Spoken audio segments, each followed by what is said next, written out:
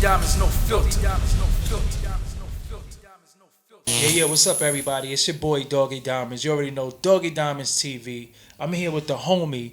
I got to introduce him right. I got to set him right. Representing Brooklyn. That's very, very important because that's my motherfucking borough right there. And I always got to represent for my borough. And I love when other people represent for my borough. Introduce yourself to the people. What's good, y'all? It's Q Butter, Brother Q, CEO Zayax. And Zayax, how you got that name? Honestly, it was inspired by myself. It was like four of us that came together, and we was like, yo, we just want to come up with a name that nobody can say they can't have before, no derivative, and we just want something that we can apply to anything we do. Zayax Studio, Zayax Moving, Zayax Truck, Zayax Hair. And the Zayax, what does you could say it front and back, right? What's that called again? It's anagram. Anagram. I always used to call that shit some other shit. I ain't gonna say what I used to call it because I know that yo, he dumb as a motherfucker. But let's get directly into it. I seen you on I knew you. I just want people to know that we knew each other for a while. Don't think that he was on other platforms and then it's like, yo, I gotta get him on mine. No, this has been in the making. Mm-hmm. I seen you on other platforms recently, most notably Sinetta TV. And you was talking about some of the things that you was doing for the children, why you needed a GoFundMe. The average dude right now is trying to get money, and they say they want to do this and do that, but you actually doing it and showed and proved the things that you wanted to do. You actually showed and proved. What type of help do you need from the people, and what do you need the help for? Well, straight up, our programs we started with first is we have our K through 12 enrichment. We have a GED program called Project TAP. We have our financial literacy improvement program, Project Flip, and we have two forums that we've been running for like the last year. One is called Educating Us, and one is called Let's Build. So we're looking for people that want to be involved with any of these things. Whether it be you want to volunteer with the schools. Recruiting, you want to help out with teaching the students, you want to help students with the GED, you're good with computers, you know how to build race cars. Our STEM program is strong. We're looking to build some of the donation money we bought about 6 telescopes, some really nice telescopes. So we're looking to build up the all black urban astronomers clubs. We're looking to keep it in that route. So we're looking for a lot of volunteer help out. Now we see other people that's and we're going to talk real, so I don't want people to say, yo, he's taking shots at this one, taking shots at that one. I'm not taking shots at no motherfucking body, because if I was taking shots, I would say their names. But I'm just saying that... I'll say some names. Yeah, I'm just saying that we just see at this day and time, there's a lot of crowdfunding with people getting stuff and getting resources from the people, and they're not delivering on the promises to the people that they said they was going to deliver. How does that hinder you? I don't even want to say it hinders. I think it just makes the niche even more refined. And in the sense where like people are tired of like Generation Y isn't for the belief so much. They with the belief, they want to have the belief because if it sounds good and if it's lined up with something that's tangible. But it's only for so long, and then them questions are gonna start coming in. Google's right there next to GoFundMe, so it's like, all right, he said he's gonna do this. All right, you said you was gonna do this 5 years ago. And, a lot of people's research skills aren't that developed, and so I suggest and employ people to step up your research skills, look up and validate everything that somebody says they're doing. From the smallest to the largest, and that's why for me I post up all the receipts. My address is public. Everybody knows where I'm at. Everybody know what I'm doing, so it's just a matter of just reaching out and to people like myself and the people who are actually doing the work and asking them what they need help with and seeing where it's going to. Not just jumping up and challenging them, saying, "What are you doing with the money?" But you should see the work first. Yeah, but I mean, I guess what I'm asking you is that, are you afraid that sometimes that people are not gonna initially trust you based off what other people did and didn't do? They may. But from the tempo, from the interview, and I'm seeing the way in which people are, polarizing the situation. I thought it would have been that up front. I thought it would have been a lot of apprehension, but people are just tired of the beliefs. Yeah, yeah. And they really want to see real stuff. You was able to show and prove. Before even asking, we was up and running. Yeah, and why is that? Yeah, and why is that so important to you? Because you come with you get a receipt and you update the GoFundMe. Yeah, we gotta show it. Up front, we all know Umar Johnson. We know the Boyce Watkins. We know Sonettas. There's a lot of people in the community that have a lot of airspace. And not everybody likes what they may be doing or how they go about doing it. And this goes back for a long time. I'm just getting into the arena. You got Khalid Muhammad. You got a lot of people did not get along. Yeah. Farrakhan. Martin Luther King and Malcolm X. There's Boyce Watkins and not Boyce Watkins. W.B. Du Bois and Marcus Garvey. Yes. This went on for a long time. Harriet Tubman had a shotgun for a reason. And it largely wasn't for the slave masters. It was for the slaves that wanted to turn back. And so I just weed through that, and I think people are weeding through that and really looking for the real. And the actions that you have, and what inspired me to do it was looking at people's lack of actions and too much talk. It's like, all right, cool. You say you want to build a school. Where's the school at? All right, cool. You built the church. What are you doing for the community? I got a lot of videos that's talking about churches and how they're not doing anything.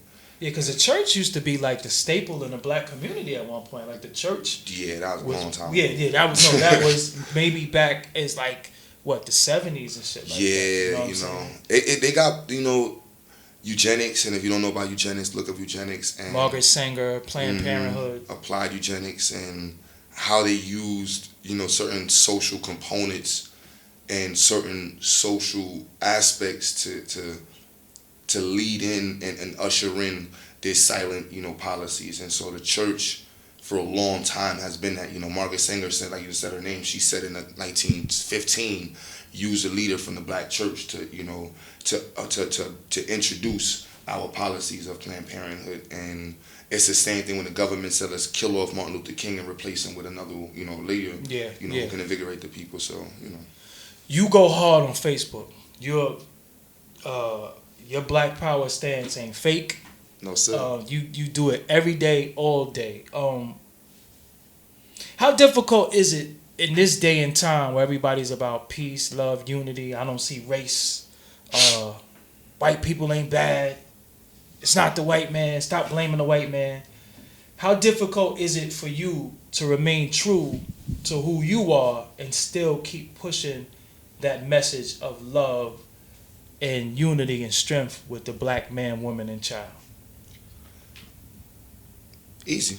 I just for years I've been trying to I've been slowly separating myself, and I've been raised for that. A lot of the questions my pops asked me growing up would kind of elude to the mentality. I remember when I first started Zayax, he told me, he's like, I didn't raise you to do business.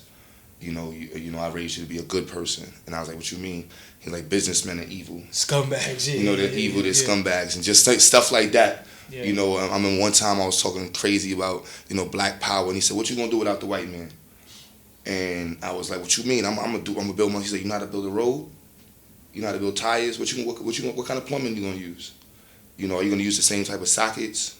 Are you gonna use the same screens? How you gonna get rid of the garbage? What you gonna do with garbage? How you gonna mass feed people? You're gonna use the same thing? And so when he asked me those questions, it really always struck with me like, those are the real issues. We answer those questions. There is no white man in the picture. And then my pops really chiseled a lot with me, so even down to business, just having your business and making sure that your clients love you. And then once I got cool with the fact that I got nothing but black clients, like, it's easy for me, so, Right now, it is a lot of swirling. I think that's what they call it. Swirling. Yeah. I just learned about that term like 2 weeks ago. What the fuck is this shit? Yeah. It's a lot of swirling.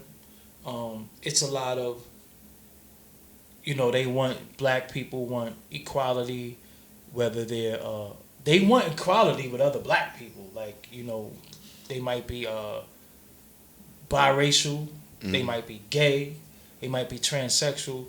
They want equality with other black people who have the mind like you have. Why should they not be a part of what it is that Q Butter is doing? This what I call degrees. Okay. And there's a line. So the line first is black. Okay. and then once you're crossing that line, there's no back to the other line. You're not going to refer to people on the other side as a means of like disposition or a means of resource. It's like, nah, once you're over here, we organize ourselves accordingly. I may not get along with everybody on this side of the line, Mm-hmm. and that's cool, long as we're all on this side of the line. You could take your little gay ass over there. You could take your atheist ass over there. Q go over there with the atheist. You could take your, Christian ass over there. As long as we over here, it's cool. And then we can use the tools of education to really be what we need to, as what it is, to refine our capabilities and refine our methodologies, and especially in our communication with each other, in which we go forward. My background is all about scrutiny. You can't. When I got into astronomy and I told the dude I want to do astronomy, and he asked me what math I was in, and he was like, "You're not in calculus." He said, "Don't talk about astronomy." This is my mentor. So and this is how it was for years until I got to calculus 2, and then he was like, "All right, we can talk about astronomy a little bit," and so that's the reality of the world of physics. That's the reality of the world of biology. That's the world of sciences. That's the world of business. That it's refined, it's scrutinized, and if not, have your own money and jump out the window. Don't ask nobody for help. Speaking of not getting along, it's a lot of crazy shit going on. And this, you've been around. I don't want people to think that you some Johnny come lately dude who just came. Facts. You've been had your own business, had your own studio, had your own photo studios, your own recording studios, your own video studios, your own business, your own brownstones for a while. But now you're being introduced to what is called the so-called conscious community audience. Mm-hmm. They're seeing what you're doing. Now you coming in within the last month and seeing it. This shit been a shit show. Yeah, it's hilarious. Shit been kind of crazy. It's yeah. What's your thoughts? I'm gonna give you my thoughts, and then I want to know if you in agreement or you see it to a different degree. I'm disappointed. I feel like the people watching feel like they have to rather have to pick between a gang. You got this gang or you got this gang. And it's just so divisive. And I just think at the end of it all, the so-called enemy, what everybody universally likes to say, the system of white supremacy is the enemy, is winning. What do Q say? Let me see. I can answer that in 2 parts. One, there's bad noise and good noise. Okay. I would prefer this noise.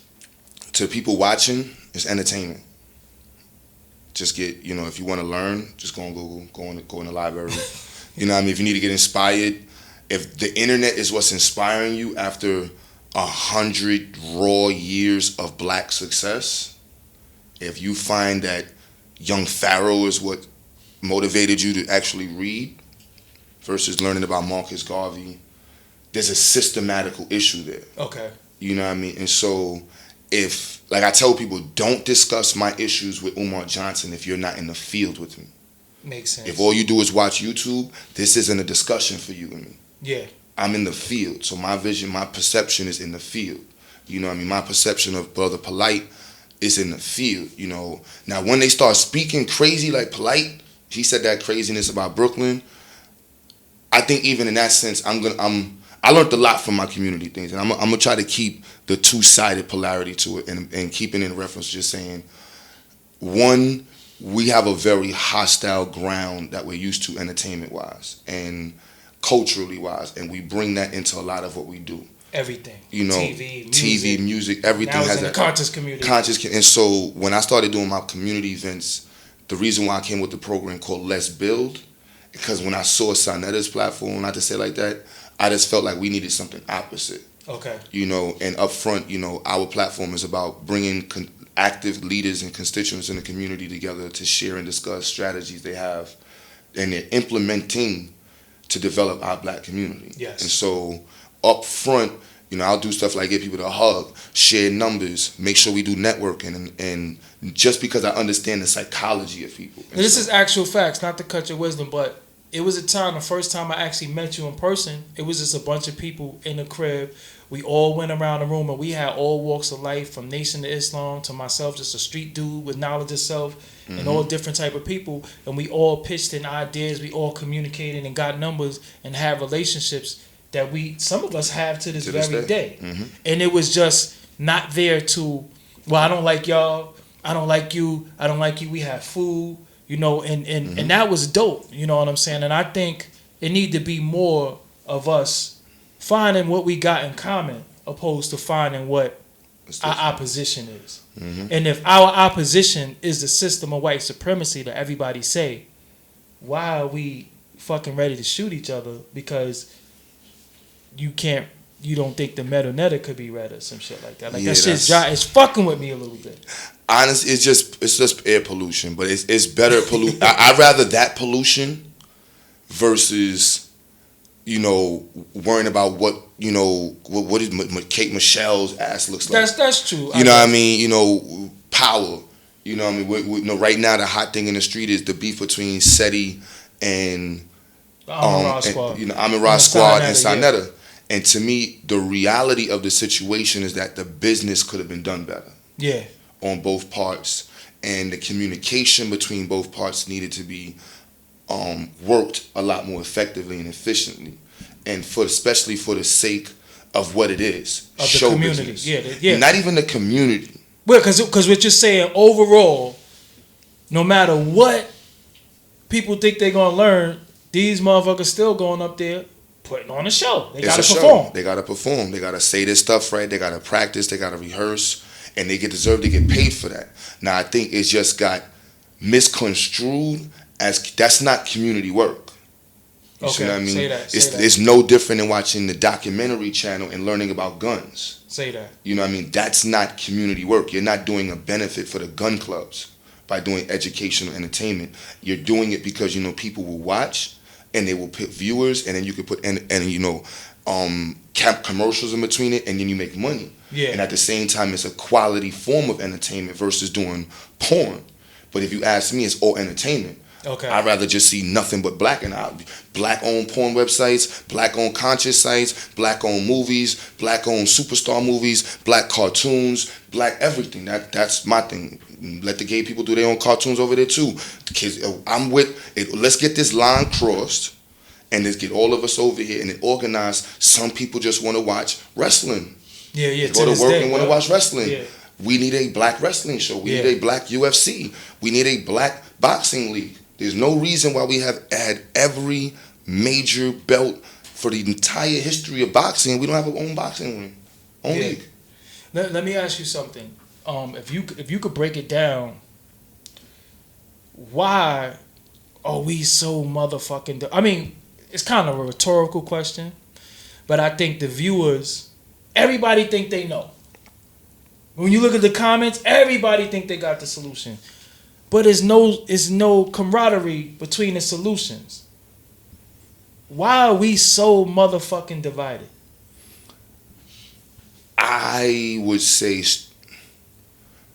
start with the issue. And I think sometimes we look at ourselves and think that we're the issue. And I think that's the first thing we have to acknowledge. You mean the issue as in... We're not the issue. The black people is not We're not the issue. Okay. White people are the issue. White supremacists are the issue. Okay. Then we have to go and look at, if you don't know what applied eugenics is, look up applied eugenics. Okay. The government spent millions of dollars on using the theories of applied eugenics.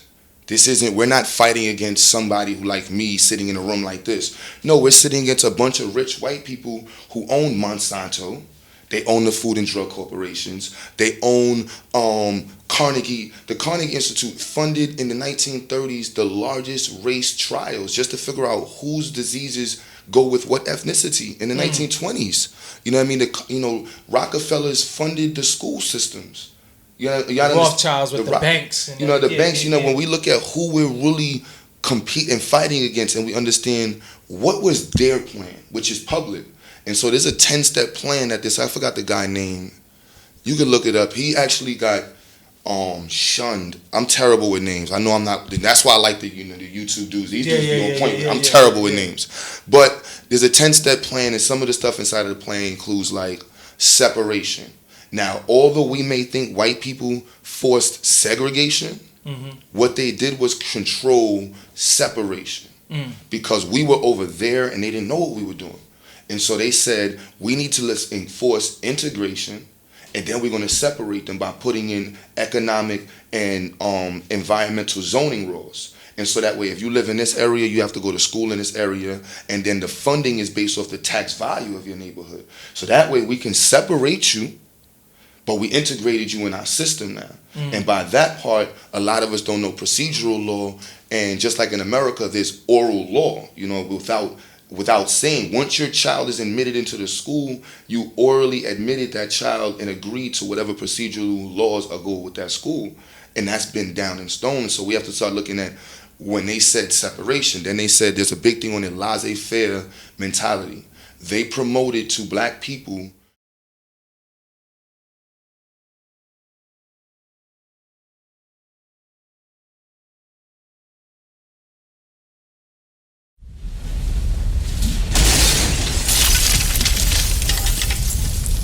Doggie Diamonds, no filter.